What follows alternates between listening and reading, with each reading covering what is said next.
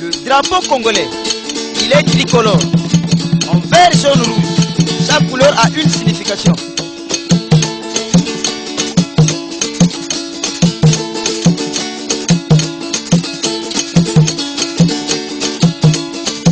Le Congo Brazzaville, notre beau pays.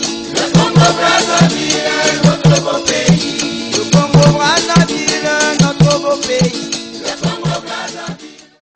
Près de 40 agriculteurs œuvrant dans le secteur du manioc ont suivi une formation sur l'augmentation de la productivité du manioc organisée par le Programme alimentaire mondial PAM en partenariat avec le ministère de l'Agriculture et l'appui du Centre de démonstration des techniques agricoles CDTA.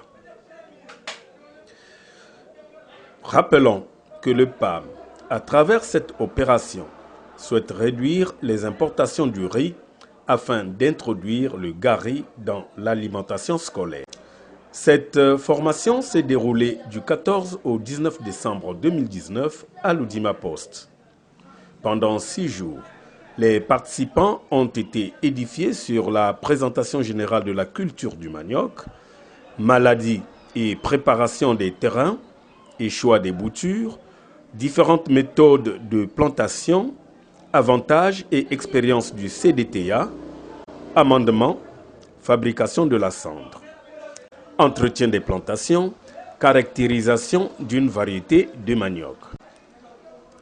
Le séminaire de formation sur la productivité du manioc était animé par M. Liné Mienkuntima Paya, ingénieur de développement rural, chef de service recherche et expérimentation agricole au CDTA, et Mme Adrienne Kimbagi, chef de service formation au CDTA. De la méthodologie appliquée devant les agriculteurs, suivant M. Liné Mienkuntima Paya. Nous étions ici à l'Oudima pour une formation portant nouvelle méthodologie de productivité du manioc en vue d'améliorer ou d'augmenter le rendement.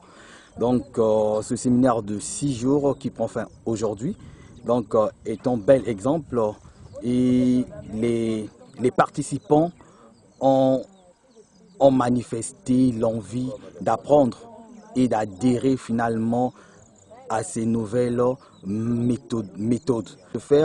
Au fait, nous avions eu à utiliser une approche participative.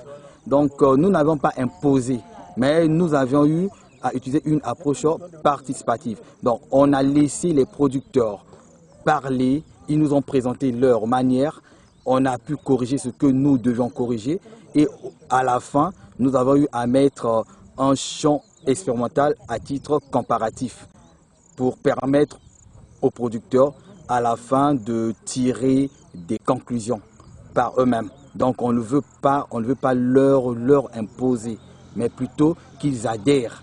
Cette formation, il faut le dire, a été très bénéfique aux producteurs de manioc. Une fois appliquée sur le terrain, nous osons croire que la production du manioc pourra augmenter dans cette zone.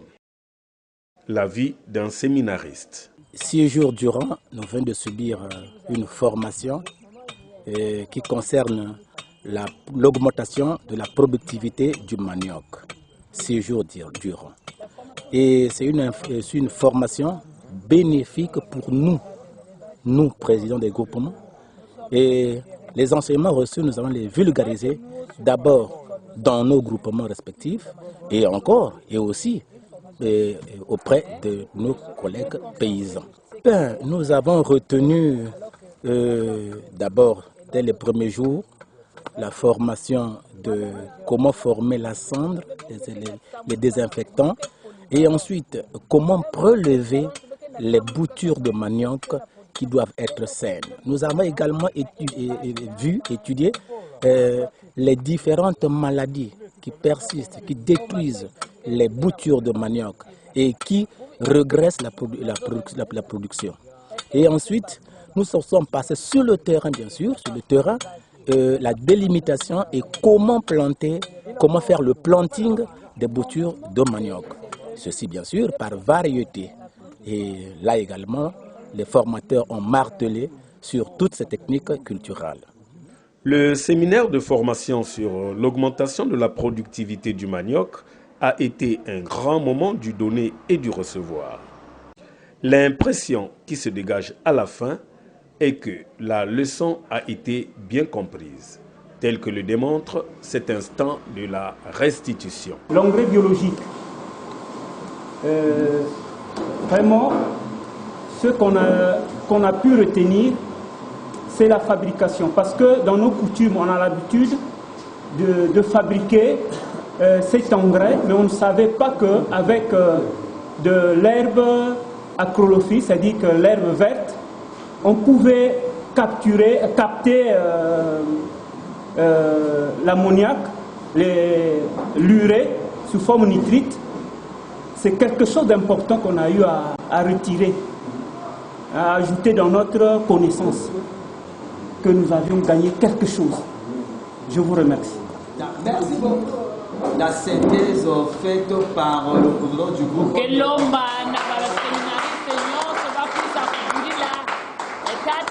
Mekwisa kutula na buzonza na bukufi ina bamekwisa kuzaba na kuyirika ina kele madia ya bamikunu na kati ya nsalulu kaka ya pie.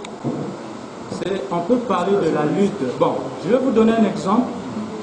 Dans ce groupe, parmi les 3 catégories de maladies dont j'ai cité, prenons un peu une maladie qu'on appelle, bon, dans le groupe de maladies virales, prenons une maladie qu'on appelle les acariens. Les acariens, tout à fait, c'est juste une petite mouche. Cette fois-ci, elle se localise non à la face inférieure, mais à la face supérieure.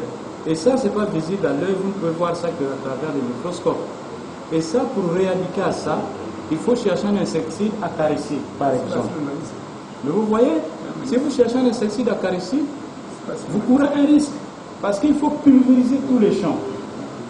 Par contre, quand vous pulvérisez, la mosaïque se supple de bord d'insecticide. Parce que ça ne peut même pas enlever la maladie, par exemple la mosaïque. Ça peut tuer les acariens, mais la mosaïque reste. Donc la lutte contre la mosaïque, il n'y a que 2 facteurs.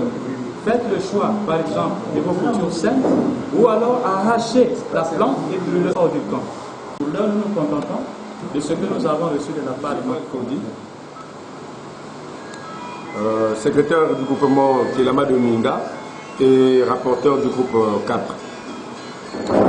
Ici donc nous allons faire un condensé, donc une synthèse des travaux qui se sont déroulés par le premier groupe et puis le deuxième groupe. Donc primo, le groupe 1 a travaillé sur la préparation de la cendre. Donc la préparation de la cendre ici est une fumure de fond.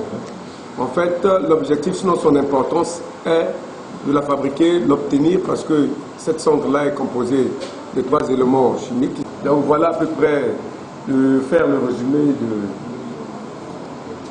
travail du premier groupe et puis celui du deuxième groupe.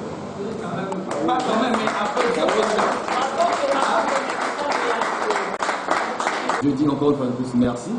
Et que sur la partie des maladies, c'est très sensible, mais déjà ce que vous avez fait, c'est un très bon pas, avec plus de maîtrise, en étant en contact avec ces maladies-là, vous saurez finalement différencier c'est quoi une maladie et c'est quoi une attaque par des acariens par exemple. Donc, je ne vais pas abuser de votre temps parce que le temps c'est de l'argent.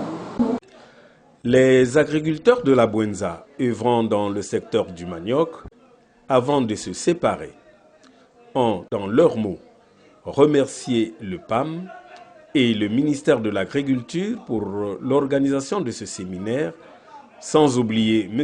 Linemie Koutimampaya et Mme Adrienne Kimbagi pour leur disponibilité, dextérité et surtout leur volonté à mettre à la disposition des participants les enseignements et informations très utiles pour atteindre l'objectif du séminaire.